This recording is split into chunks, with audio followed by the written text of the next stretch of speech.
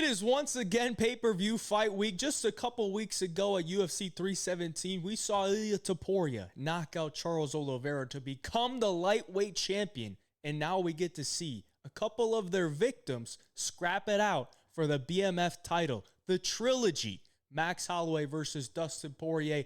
Everybody knows this is going to be Dustin Poirier's retirement fight. Looks like a good card. We got a lot of fights to talk about. I'm going to go through every single one of them. I'm going to give you my early thoughts, my early leans. This is before all the tape study, before all the boxes have been checked. But based on what we know about the fighters, I can look at the matchup and I can kind of give you how I believe it will probably go. But then I go back, watch some film, dive deeper into the stats, and make my final conclusions in the official picks video. So this is a fun video for me because I don't really have a ton of preconceived resolutions about every single fight, and I hope you enjoy it. We got some nice slides for you this week, but before we get into this week, we have to talk about how last week went. There's going to be timestamps down in the description, so if you don't care about the recap, you could just skip through this, but I like to be very transparent. So last week at UFC Nashville, we were positive 3.35 units on the straight bets and the parlays. The parlays were where we made our money. We did cash on Jake Matthews. I gave out Calvin Kattar money line as a free bet, and ultimately that was a terrible bet. Calvin Kattar looked extremely washed. We were on the right side with the Tuco Tokos pick. Didn't bet him on the money line, only bet him by decision. He got the round 2 sub, but that was a decent call there. We hit the fight to end in round 3 at plus 625 in the Klein versus Martinez fight. I'm not afraid to say it. That was a lucky hit. That was a lucky hit because it didn't look like that fight was going to be finished at any point in the fight until that head kick landed. And we hit it in round 3. We also hit the fight to knock out the distance there. So some nice profit there. The DFS plays were amazing. Once again, we only missed one pick on the entire card on DFS. We did the same thing on UFC Baku. So we were one pick away from the 100x payout on better picks, as you see on the screen here. We're one pick away from the 20x payout on underdog. But either way, we still cashed in 5 units of net profit on the DFS plays. Absolutely crushed it there. So overall, last week we were positive 8.35 units in net profit on UFC Nashville. Great card for, I believe, around a 69% ROI. That's not jokes just because it's 69. 69% ROI, I believe off the top of my head, it was 60-something, but 69 just comes to mind. Positive 41.54 units in 2025, so we crossed the 40-unit mark. Let's get to 50 this week. If you want all the bets, jump in the Homified Picks Premium membership. There's a link down in the description below. Use code HeyJive. You get a 5-day free trial. I already posted a bet. It's a 3-leg parlay, and I went hard on it. All right? I went hard for my standards, okay? It's a pretty sizable unit play for me on that 3-leg parlay. So if you want to go see it, go check it out in the Homified Picks Premium membership. Use code HeyJive to get a 5-day free trial. And the DFS plays will be coming soon. They get posted in there first before anybody else can see them. They're usually posted on either Sunday night, Monday night. Depends when I'm comfortable with locking the plays in. But go check that out if you want all the bets. And then, of course, I got to hit you with the full results. So if you want to, you can pause it and check it out. But I always like to be transparent. So here's the full results of 2025. You can see the net win-loss, sportsbook win-loss, DFS, total bets, unit bet, units return, ROI, and the average bet size. Go check it out if you want to. Pause it. But I think it's time we get into the fights. First fight of the night. You know, they had to hit us with a women's MMA fight to start off the card. It seems like they've been doing that. It's either a women's MMA fight or it's a low-level heavyweight fight or some fight that nobody really cares about. Now, at least in this fight, Carly Judice is from Louisiana. So at least they have a reason why they put this fight on the card. It's the only WMMA fight on the card. So I'm not going to complain too much. I guess you could maybe show up to the watch party a little bit late. Maybe, you know, I don't think it's going to be a terrible fight. I'm not going to sit here and just shit on them, okay? But I do think Carly Judice is one of the more exciting women's MMA fighters because she is very high volume. She's a pretty slick striker. She's a girl that can land 100+ significant strikes in a 3-round fight. She throws a ton of volume. She's very slick with it. Solid boxing, solid kicks. She's a little bit frail for the division, but that's because she's so tall. and she can be muscled around a little bit. Nicole Caliari, on the other hand, I once said about her, and I kind of take it back, but she is OnlyFans. Oh, let's just say OnlyFans is in her future. That's what I said. Now, she's 28, so it might take her a couple years to get there, but she lost her UFC debut to Ernesta Karikate, who actually beat Carly Judice on the Contender Series in a very close fight. So she lost to her. Karikate is also a very tall, lengthy striker, and Caliari actually did better than I thought she would. I thought she would get pieced up from range and really have a tough time closing that range, but she did find some moments to where she could get the fight on the ground, and she's going to need to get this fight to the ground, in my opinion, to win it. I mean, when we look at the tail of the tape, I mean, she is 5'3", 62-inch reach, so she is going to be very undersized. She's going to have to use that physicality to get on the inside. She's plus 250. How about these graphics, though? Come on now.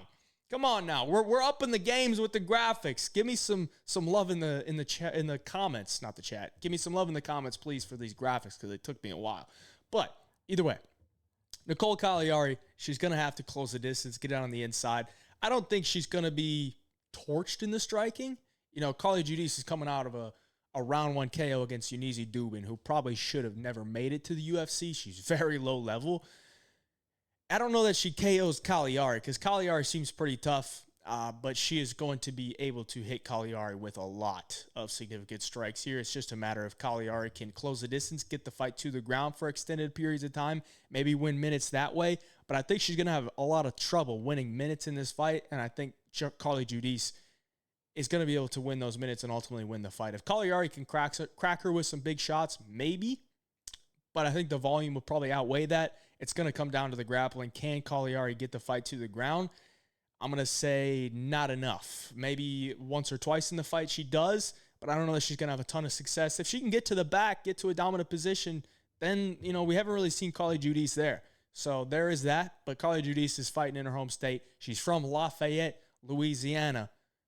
Pride of Dustin Poirier. I think she gets it done. Minus 300.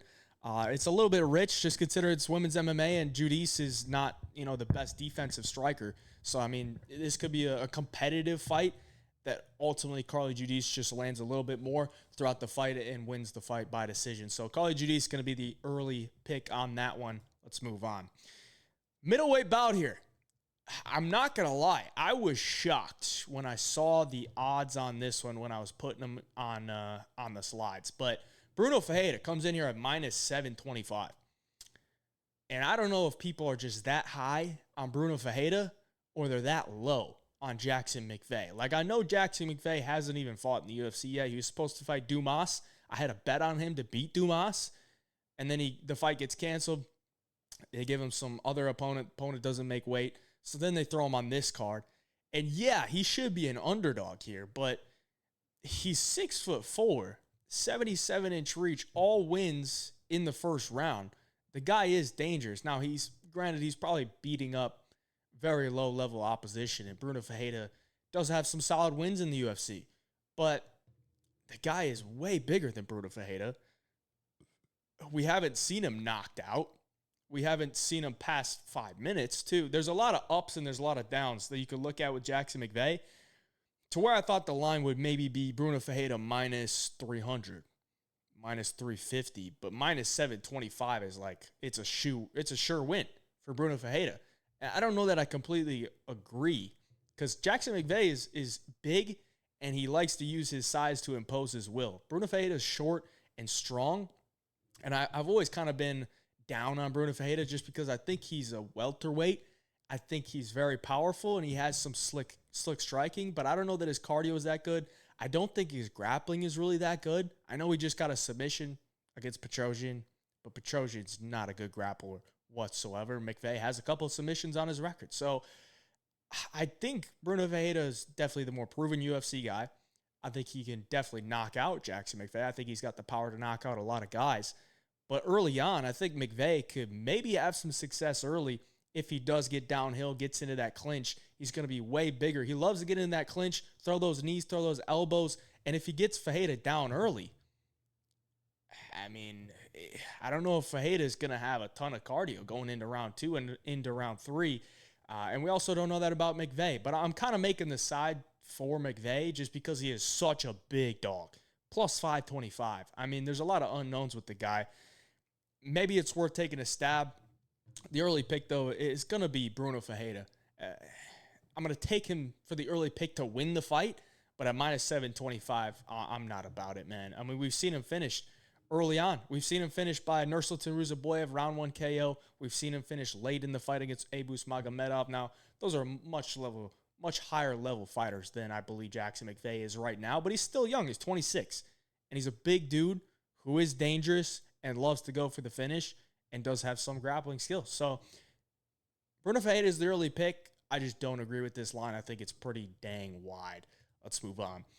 Not light heavyweight. I saw Ryan Spann and I saw light heavyweight, but he is a heavyweight now. It's a heavyweight bout here. Ryan Spann, minus 220, going up against the man, the myth, the legend, Lucas Brzeski. Lucas Brzeski, once upon a time, beat Walter Walker.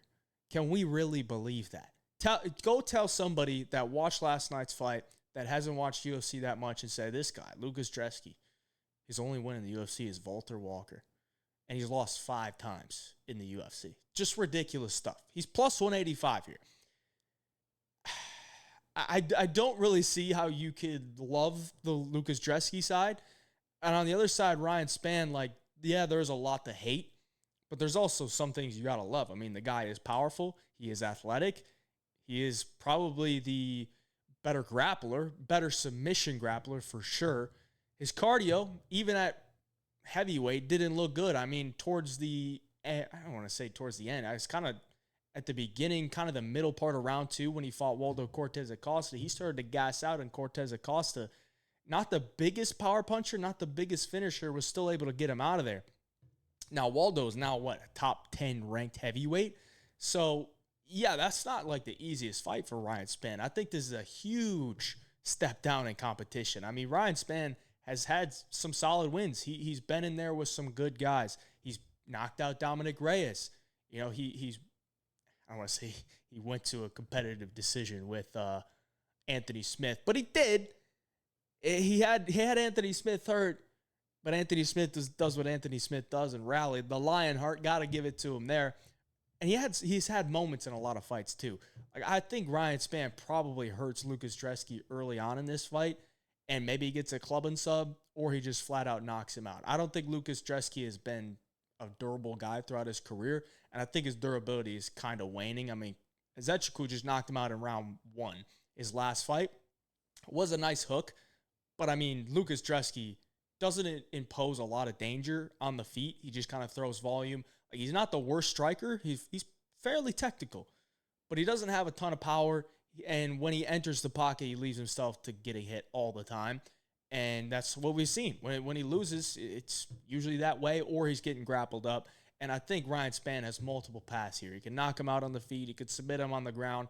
And I don't think Lucas Brzeski has some amazing cardio either. Like, Ryan Spann doesn't have great cardio, but Lucas Brzeski definitely tires out as the fight goes on. So even if this fight hits round 2, I expect Brzeski to be tired as well. So I'm going to take Ryan Spann here for the early pick. I just think he's way more dangerous. I think he's the better fighter overall. Minus 220 is honestly tempting. It's honestly tempting, but you look at Ryan Spann, most of his wins are by finish. Most of them are in the first round or the early in the second round. So probably better off taking that way. But from what I see right now, Ryan Spann at minus 220 might have to get involved, because I just don't think Lucas Brzeski is UFC level. I mean, he's 9-6-1.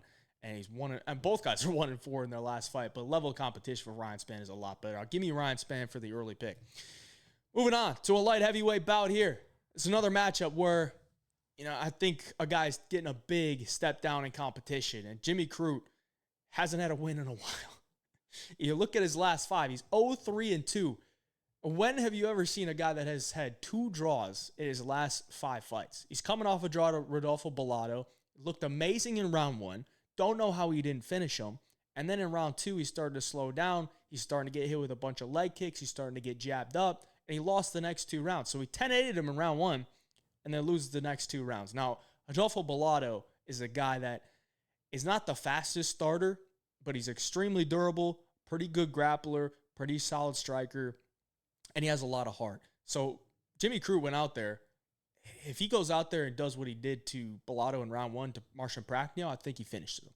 I don't think Marcin Prachnio is as good of a grappler as Bellato. I don't think he's as tough. I don't think he's as gritty as Bellato. So if Jimmy Crute comes out there and does that to Prachnio in round 1, he's probably getting to finish.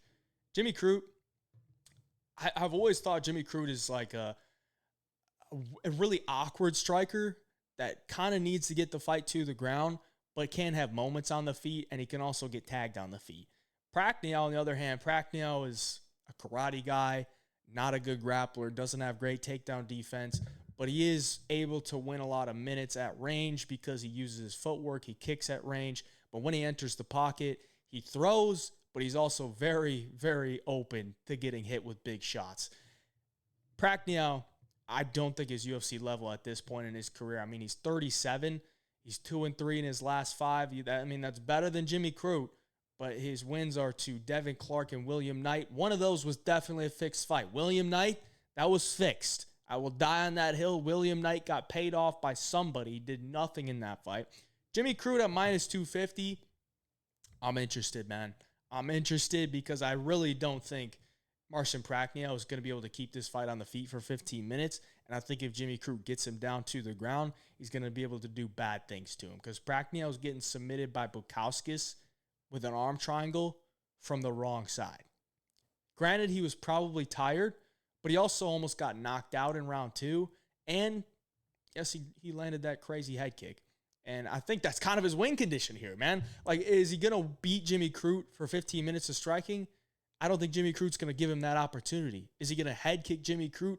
Maybe, but that's probably like a less than 5% probability. So give me Jimmy Crute for the early pick here. Younger guy, even though he hasn't had a win in a while, I think this is a huge step down in competition. I don't think Prachnio is much of a threat to him in this one. So give me Jimmy Crute for the early pick. Let's move on. Welterweight bout here. The debut of Islam Dulatov. I remember this guy from the Contender Series. He was a huge favorite. He went in there, got him out of there in round 1 and beat the piss out of him, really. And as you could see by the picture on the screen, pretty handsome fella. The guy is a model. He has other things that he does outside the octagon. Probably doesn't even need to be fighting, but he is a talented fighter who's dangerous on the feet, very explosive, and loves to get first-round finishes. Now he's minus 560 in his UFC debut.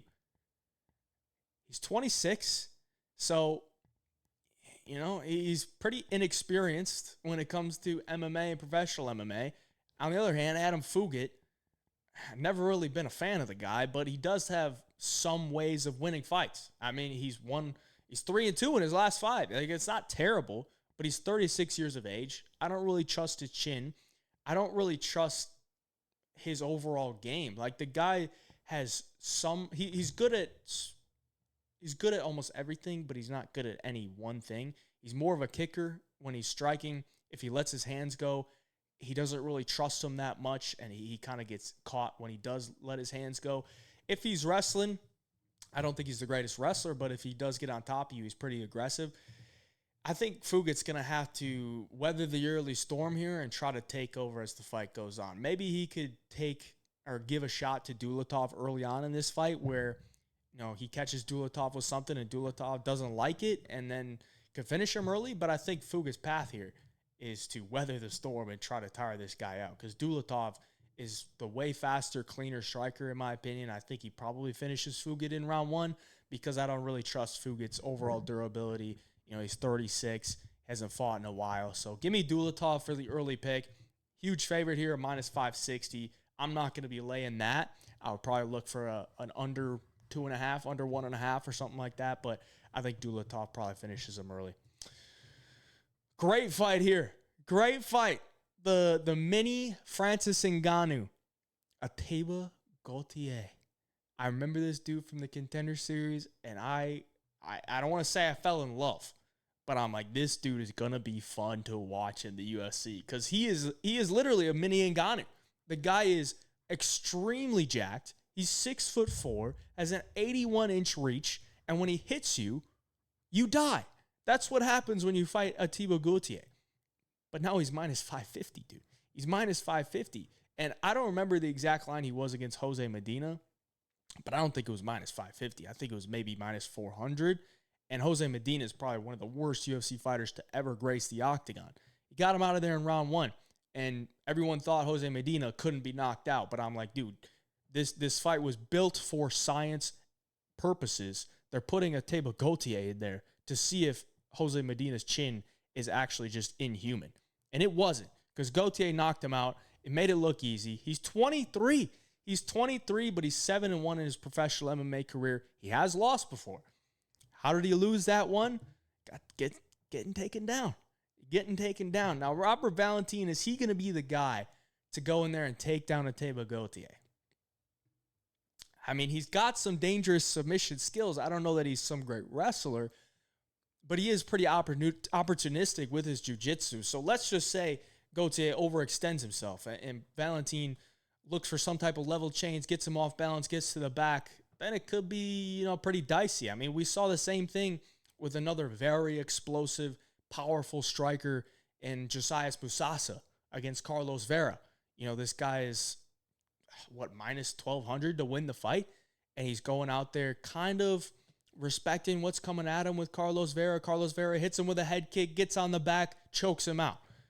Robert Valentin could maybe do that. Valentin's not a bad striker. He's pretty solid striker, in my opinion. He just hasn't really been able to showcase that in the UFC. He's getting taken down by Ryan Loder the entire fight. They were grappling. He's getting taken down and held.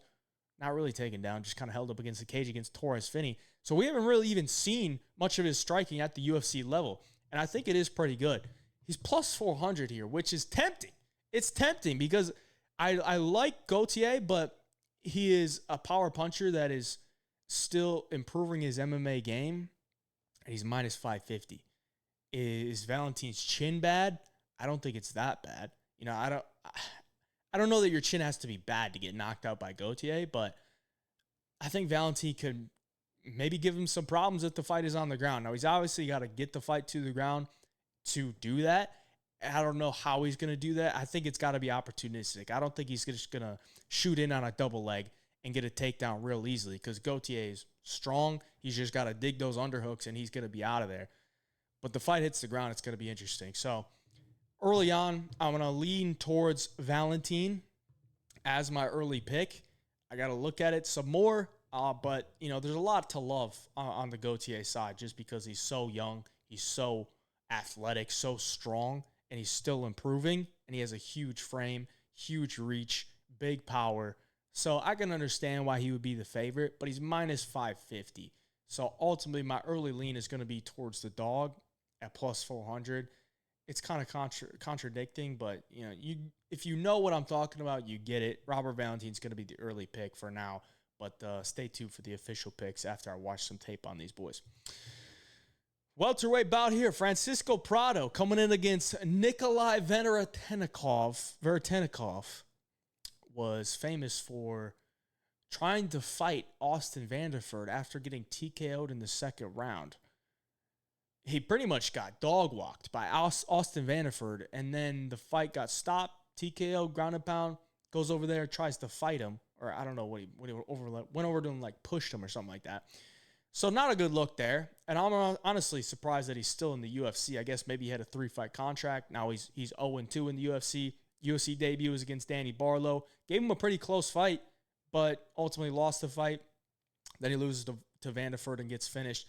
Prado, 1-3 in the UFC. Only win is to Otman Azaitar. But you got to look at his competition, and you got to respect it, man. You got to respect it. I mean, he's losing to Daniel Zellhuber, and he's losing to Jake Matthews. We just saw what Jake Matthews did. Obviously, he had a loss earlier on there to Jamie Malarkey, but it was his UFC debut on short notice, and he didn't really do much in that fight. So, his last 2 losses are pretty respectable. We'll talk about Zellhuber later, but he's still 23.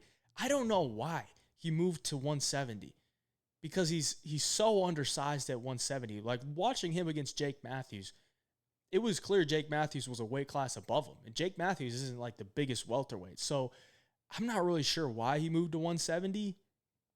I guess you maybe have to look for some type of interview, but it doesn't seem like he should have a problem making 155. So that's always going to be a thing with Prado at 170 is like, I think he's undersized. But either way, he's a powerful striker that likes to throw big hooks, look for big shots, and he's very pressure heavy. So if you get a guy that has good footwork, guy that can, box from box from the back foot, box from the back foot, but also mix in some kicks, mix in some level changes, looking for some takedowns when he gets over aggressive, he's probably going to lose. I don't know that Veretennikov is that guy, dude. Like, Veretennikov has done nothing really to impress me. I don't really think this guy is the best striker. He's not high volume. I don't think he's great on the mat either. Like, I think Francisco Prado should be able to beat Veretennikov. If he can't, then he's definitely got to move back down to lightweight.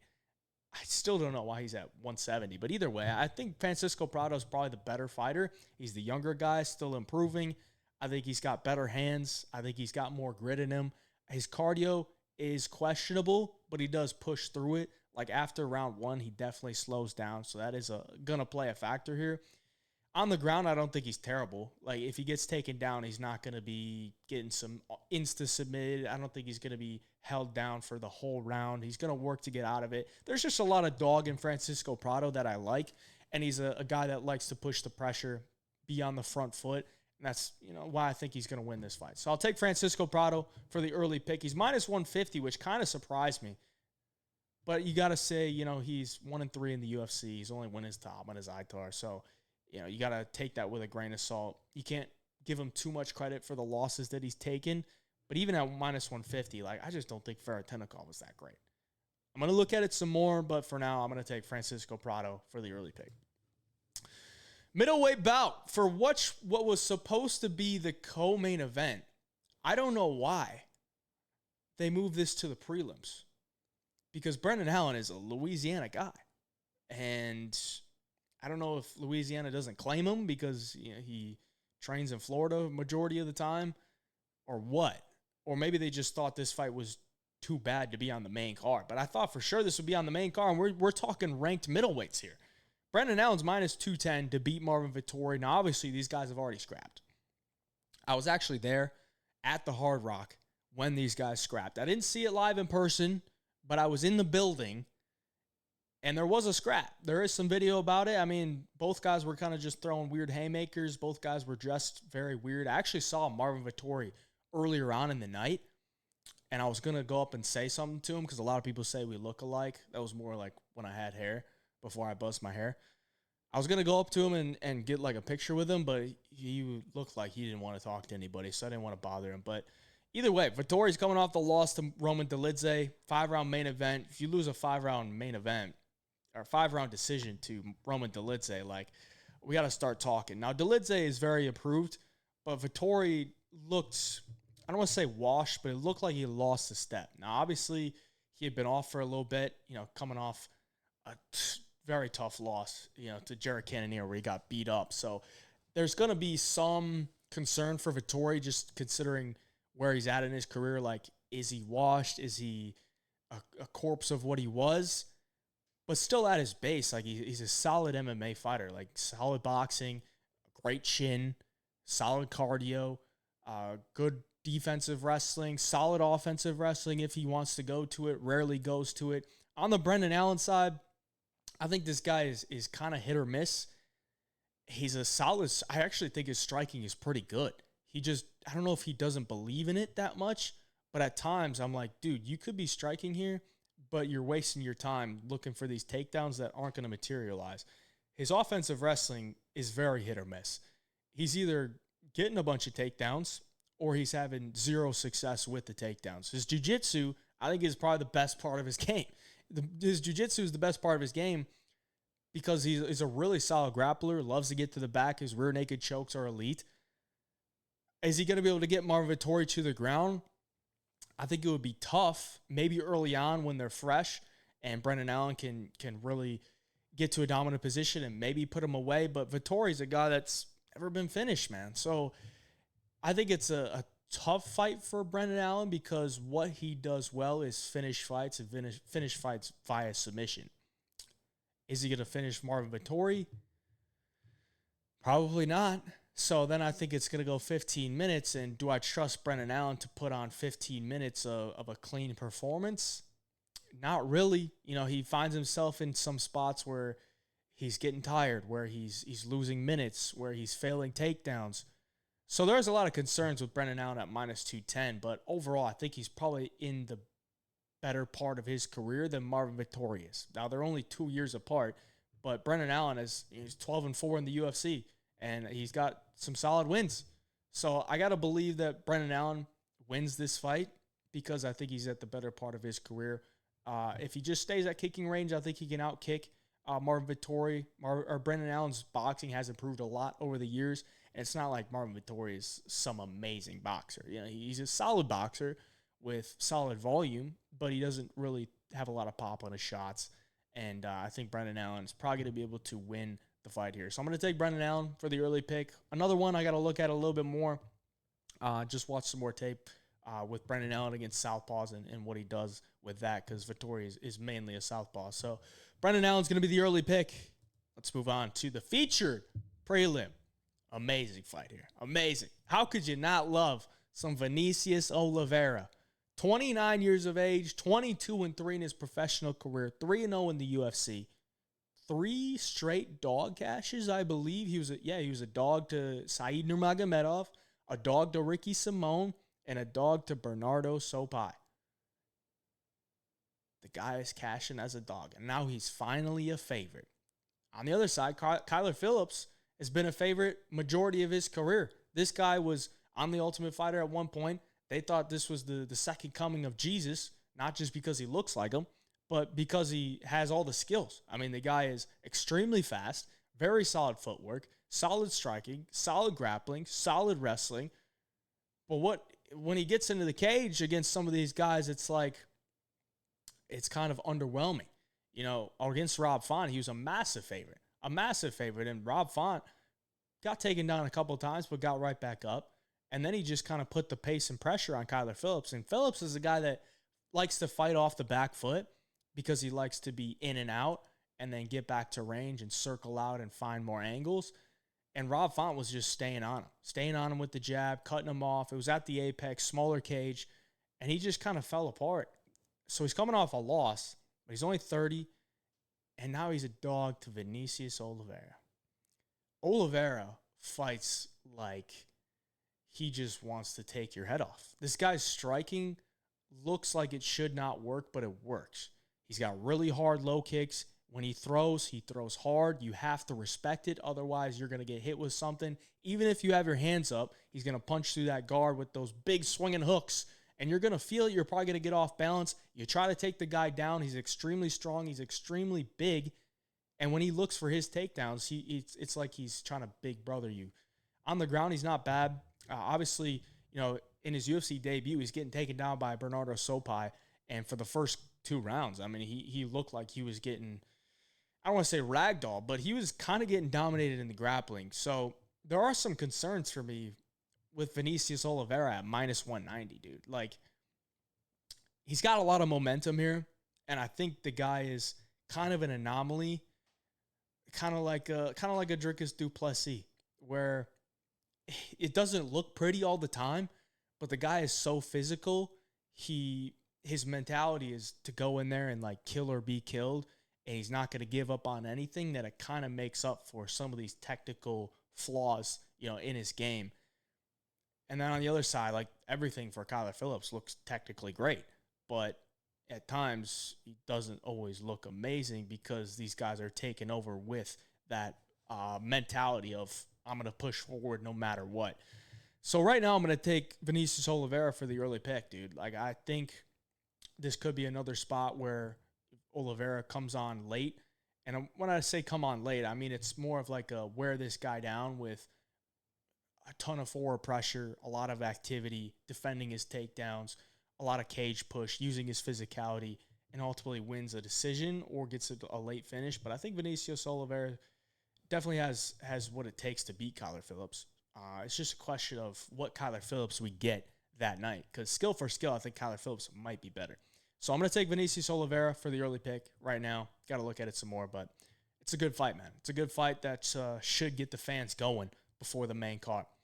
Before we get to the main card, once again, I want to remind you, if you want all the bets, jump in the Home 5 Picks Premium membership. We're positive 41.54 units in 2025. We had a plus 8.35 units card on UFC Nashville. We got some good momentum going into the pay-per-view here at UFC 318. So if you want all the bets, jump on the Home Fight Picks Premium membership. Already got a parlay locked in, sent it out right before I recorded this. If you need a sportsbook, hop on Wager Attack. It's available in all 50 states. You get a 200% free play bonus when you sign up. So you deposit $100, you're going to get $200 in free play you can use instantly. There's a 10% cash bonus on crypto. So again, if you deposit $100, you're going to get $200 in free play bonus and a $10 credit added to your cash bonus as well if you use crypto. There's a link down in the description below to hop on Wager Attack. I use it all the time. It's available in all 50 states. Go ahead and jump on there. There's tons of props and a ton of early lines. We'll get into the main card. First fight on the main card. Looks like it's going to be Michael Johnson versus Daniel Zellhuber. Now, honestly, I'm surprised that Michael Johnson and Daniel Zellhuber is on the main card and Brendan Allen, Marvin Vettori is not. But either way, it looks to me like Daniel Zellhuber is the golden child of Mexico right now because Daniel Zellhuber is a great fighter, honestly. I think he's really good. He's only 26, but he's coming off a loss to Ribovics in a fight that was at the Sphere on Mexican Independence Day, and Zellhuber was like a minus 300 favorite to win that fight. I don't think they were setting him up to win, but I think they were putting him on that card against the guy that they thought he could beat. And obviously UFC has a lot of influence towards Mexican fighters because it's a huge audience and Dana loves Mexico for some reason. So Zellhuber, to me, is getting a very big step down in competition here against Michael Johnson. And I don't want to say that because I think Michael Johnson's a bad fighter, but I think, the guy's 39 and he's been fighting a pretty low level of competition as of lately. And when he doesn't fight a low level of competition, he loses. You look at his wins. I mean, they're Otman Azaitar, they're Darius Flowers, they're Alan Patriks. I don't really think Michael Johnson's wins in the last 4 to 5 years are really that great. And when I look at Daniel Zellhuber, I think the guy is a great striker. I think he's got good takedown defense. I think he's got a dangerous submission game when he has to use it. And I think he's kind of got Michael Johnson covered in every aspect. He's going to be way more durable than Michael Johnson. Johnson's been finished 12 times in his UFC in his professional career? I mean, he's a 15-15 UFC fighter. Obviously, the guy has had some great moments. He's had a lot of great moments, and he is a really solid striker. I mean, his hands are really clean, but he's 39. I think he's going to be slower. I think he's going to be way less durable than Daniel Zellhuber. These guys are on the feet. Zellhuber's going to have a 4-inch reach advantage, and Zellhuber uses his range very well. Very well. I mean, he's only 6'1". Like, you look at some of the other guys in the lightweight division that are 6'2", 6'3". They don't use their range as well as Zellhuber. Zellhuber's jab, amazing. His front kicks, amazing. If you try to close distance, he's got knees up the middle. He's got elbows. He uses his range very, very well. And I think Johnson's probably going to struggle with that range. And if he tries to crash the pocket, I think Zellhuber's probably going to knock him out. And honestly, Zellhuber has kind of lacked finishes in his fights. But when you look at his opponents, they're like some extremely durable guys. Ribovics, extremely durable. Prado, extremely durable. Troy Ogden, never been finished. Obviously, lost that fight. But then you look at, Lando Venata, never been knocked out. And then you look at when he fights a guy that has been finished before, Christos Giagos, he finishes him in round 2 with an anaconda choke. I think we could see another finish here from Daniel Zellhuber. I'm going to take him for the early pick here, minus 500. I don't even think it's that bad, dude. I just think Zellhuber has him covered in almost every aspect. If Johnson's going to knock him out, I would be very surprised because if Ribovics couldn't knock him out with that 80-bunch combination that he threw at him, I don't think Michael Johnson's knocking him out. Give me Zellhuber for the early pick here. I like him. Great fight here. Dan Ige versus Patricio Pitbull. Patricio, terrible UFC debut. And I really didn't expect much from him when he made his UFC debut against Yair. And I had a bet on Yair there to win. And I had a good bet on Patricio Pitbull, lower on significant strikes, because Patricio's 38. He's 5'6", and he was going up against a 5'11" Yair Rodriguez, who's in his prime and loves to kick. how was Patricio going to close that range? He's not. He had no way of closing that range unless he's going to catch a kick and look for a takedown. He really did nothing the entire fight outside of that like arm bar that he had him in round 3 or something like that. But or maybe that was the other way around. I don't even remember. I just remember Patricio Pitbull looking old, looking slow, looking hesitant, and it was pretty much what I expected, because if you look at how his fights were before he made his UFC debut, he was already starting to look old. He's 2-3 in his last 5. Obviously, he's had a great career. He's had a great career over in Bellator. He's won multiple championships over there. But I think his debut at the UFC was just way too late, man. He's 38, taking on Dan Ige here. Ige's minus 200. Ige's 33. He's 2-3 in his last fight as well. But you look at those losses, man. I mean, Lerone Murphy, Diego Lopez on 4 hours notice. Like, these are some good fighters, dude. Like, those guys would probably wash Patricio Pitbull at his current form. And he's coming off a win against Sean Woodson. And it was an early stoppage, but I believe if you look at the scorecards, Dan Ige was up 2-0 on 2 of the judges' scorecards or something like that. So he would have won the fight if the fight hit the scorecards anyway. And I think Sean Woodson's a tough dude to deal with. Ige, amazing boxer, kind of lacks differences in his game. He's not a big kicker, kind of just relies on his boxing, looking for those counters. But he's got decent takedown defense. The guy's never been KO'd, never been submitted, so he's ultra durable. And if he does get taken down, he has some troubles getting back up, but that's against like really good wrestlers, really good grapplers. Patricio Pitbull is a pretty solid wrestler, pretty good grappler, but is he going to be able to do that at 38 years of age? I just don't think so, man. I think on the feet, both of these guys are kind of counter strikers. Neither guy really likes to take the front or take the lead. So I think maybe we could see a lot of staring here. I mean, Patricio is so flat-footed, and he's just waiting to pounce, waiting to counter, that this could look really weird. This could look extremely weird. Even against Yair. Yair was a little bit hesitant to throw because Patricio's just ready to counter. He's not really throwing much out there, and Yair's just kind of waiting, circling around the cage, throwing some kicks, just kind of trying to feel him out. I think there could be a lot of feeling out here, but overall, I think Ige's the way better fighter at this point in their career. Patricio could probably beat some guys outside of the rankings, but I think Ige is going to give a lot of ranked guys a really tough fight.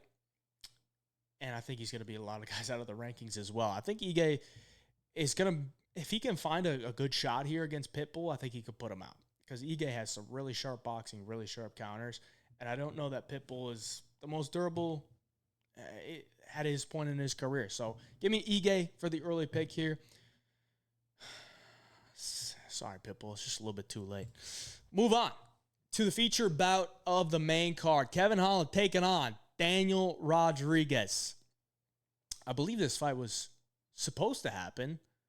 Was that UFC 279? Where D-Rod and Kevin Holland were supposed to fight. And then Khamzat Chimaev missed weight. So then Kevin Holland steps up to fight Khamzat. And Li Jingliang fights Daniel Rodriguez. Is that correct? I think it is. Yeah, because the Leech was supposed to fight Tony Ferguson, and then Ferguson fought Nate Diaz. So the rebooking of Kevin Holland versus Daniel Rodriguez. And I guess from what I remember, the line is wider than what it was back then. And I agree with it, man. Because I look at this one, D-Rod's 38. He's coming off back-to-back wins, but he's 2-3 in his last 5. Those wins are Alex Morono, which was fairly close, and a round 3 knockout against Santiago Ponzinibbio. So good for D-Rod. He's still able to compete with those guys.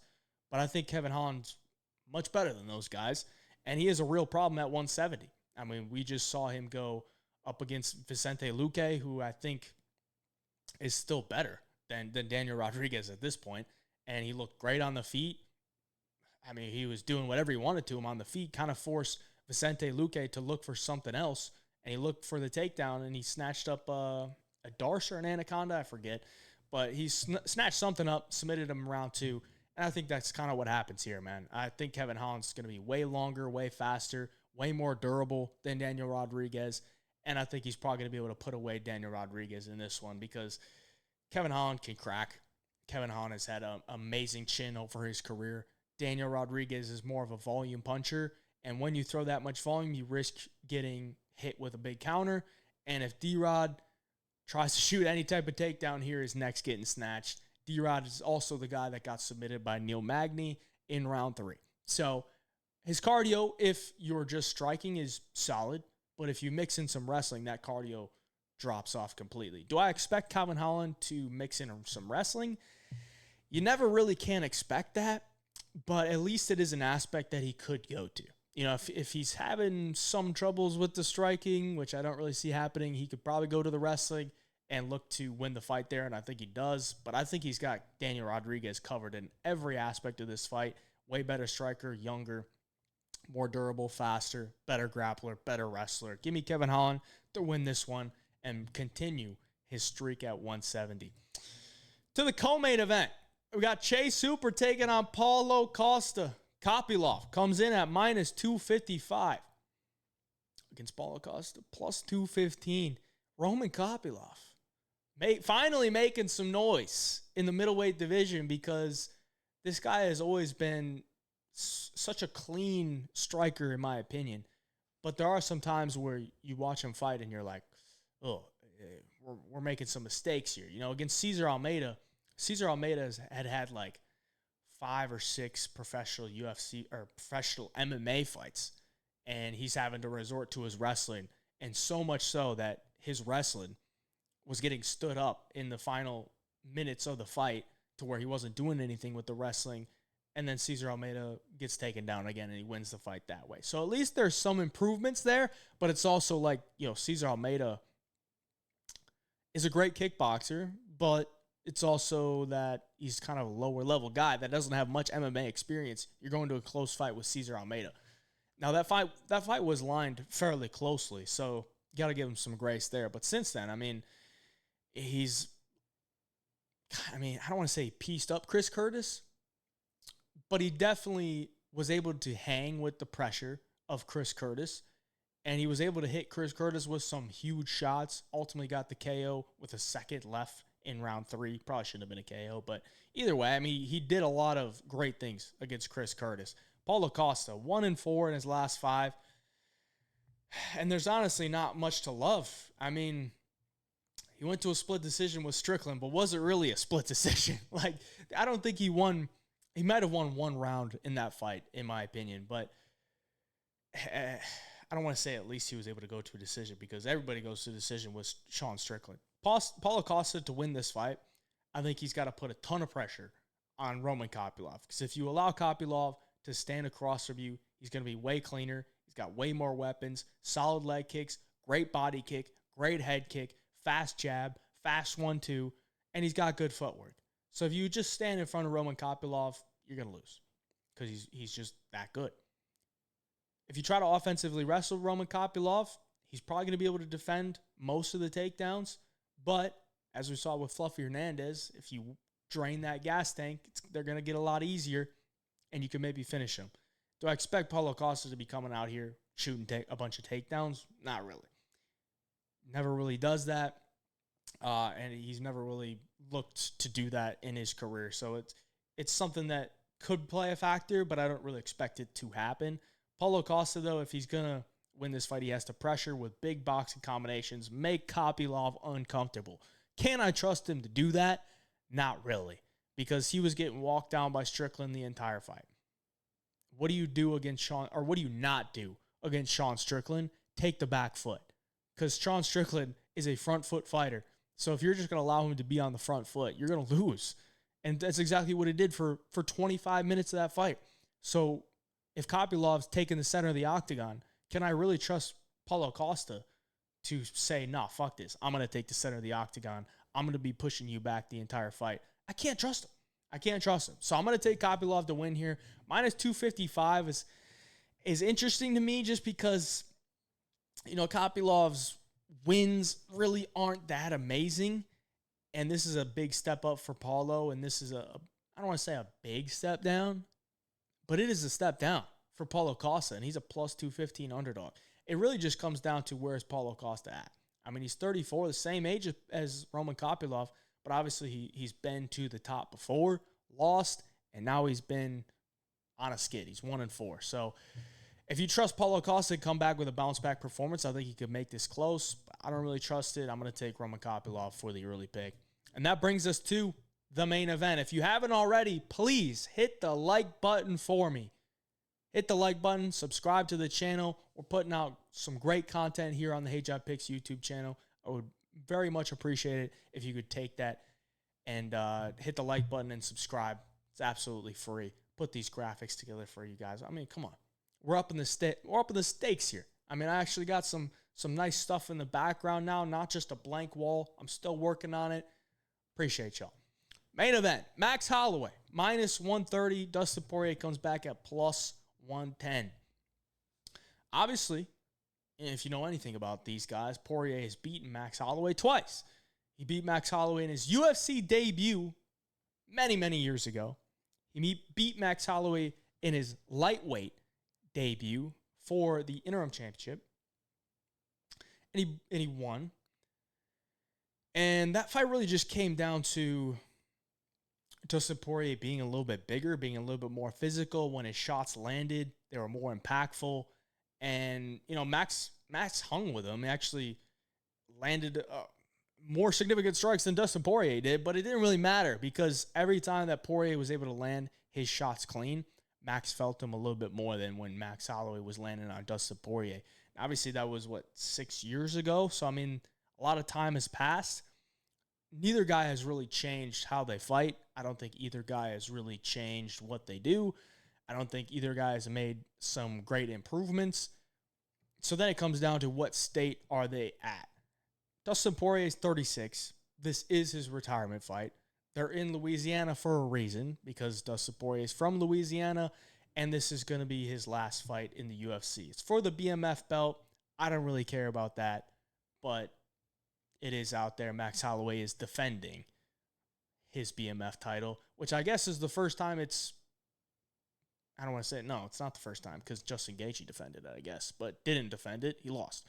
Holloway, 33, coming off the loss to Ilia Topuria. Obviously, you got to take that into account. First time he's ever been knocked out, but it's Ilia Topuria. Ilia Topuria is going to knock out everybody, so I don't really read too much into it. I mean, we saw Justin Gaethje get knocked out by Max Holloway brutally and then come back and win his next fight.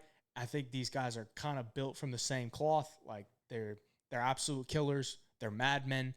They go in there. They're not scared of anything. I don't think Max Holloway is going to get chinned in this one with some shot that he shouldn't have gotten chinned by before. So, overall durability, you know, Max has always been durable. Just because he got knocked out his last fight, I don't think that's going to play a huge factor here. Poirier, though, I mean, he can be hurt. He's been hurt in many fights. He's come back to win some of those fights. Some of them he has not. He had a ton of injuries going into his last fight against Makhachev. I knew he was going into that fight with, I think, a broken rib, and then he also broke his nose, and I'm pretty sure he tore something in his knee. So there's a lot of stuff going on with Poirier's body, but he has had time to recover. That fight was over a year ago, and he's kind of just been building up for this one last fight. He looks like he's in great shape. Poirier, I actually met Poirier. Side note, I met Poirier at the gym I used to go to in Florida when I was living in Florida, Boca Boxing. I was there going in for a training session. Dustin Poirier was concluding his training session, and I said, "What's up?" to him. I'm kind of pissed I didn't get a picture, but I was also like getting my hands wrapped, you know, trying to get ready for practice, and I don't know, I just didn't really want to be like, "Yo, Dustin, can we get a picture?" You know, trying to play it cool that I'm just meeting the legend, Dustin Poirier. Poirier is the legend, though. Both of these guys are legends, and it's going to be really tough to see either guy lose.